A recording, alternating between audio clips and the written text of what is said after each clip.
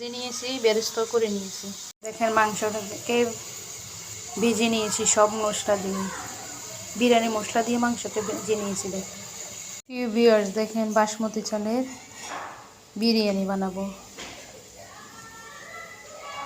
বাসমতি চালকে হাফ সিদ্ধ করে নিয়েছি। দেখেন দেখেন মুরগির মাংস দিয়ে দিছি এক লেয়ার।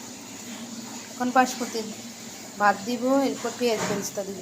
গাইস দেখেন, প্রথমে হাঁড়ি নিয়েছি, হাঁড়িতে বাসমতি চাউল দিছি, এরপর আলুরে ভেজে রাখছি যে এগুলো দিয়ে দিছি, প্রথম লেয়ার করছি। দেখেন এখন পেঁয়াজ বেরেস্তা দিয়ে দিছি, এখন তাওয়াতে বসে দিব। দেখেন সব কিছু কমপ্লিট হয়ে গেছে। বিরিয়ানি রান্না করতেছি, চিকেন বিরিয়ানি। এখন তাওয়াতে এখন বসে দিচ্ছি, কিছুক্ষণের ভিতরে ঢাকনা দিয়ে দিলাম।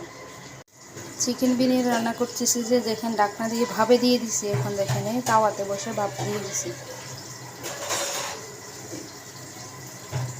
15-20 মিনিট পর নেমে করবো।